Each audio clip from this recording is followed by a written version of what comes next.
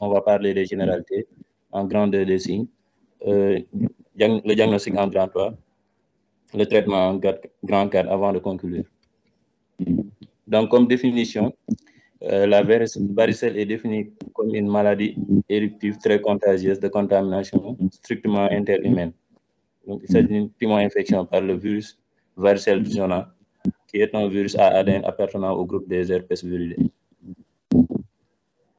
Donc, sur le plan épidémiologique, c'est une affection fréquente. Donc, 600 000 à 700 000 cas par an en France, donc avec 90% des cas qui survenaient avant l'âge de 10 ans. Et on avait un âge moyen de 4 ans. Donc, le diagnostic est essentiellement clinique. Le traitement est symptomatique. Donc, le pronostic, c'est une pathologie bénigne, mais qui peut être létale chez certains terrains comme les immunodéprimés. Donc, pour le chapitre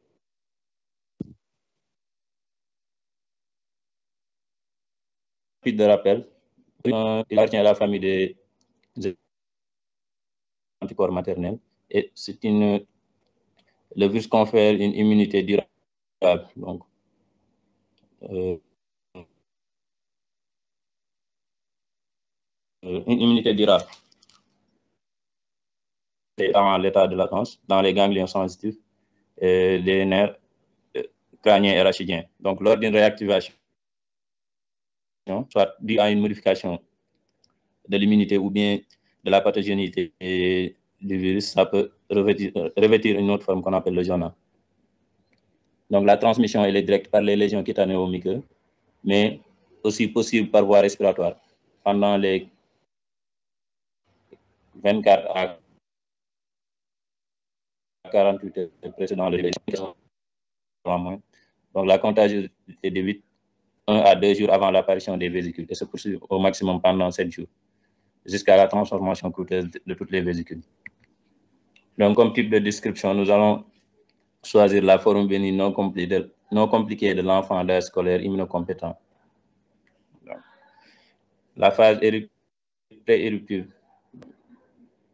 D'abord, on a une phase pré-éruptive avec la période d'incubation qui dure environ 14 jours, mais variant entre 10 et 21 jours. Et la phase d'invasion qui s'installe 24 heures à 48 heures.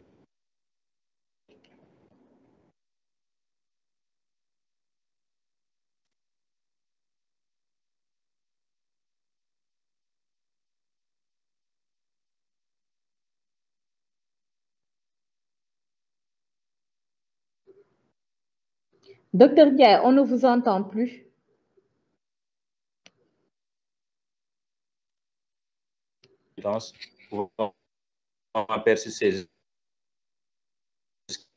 Est-ce que vous pouvez partager à nouveau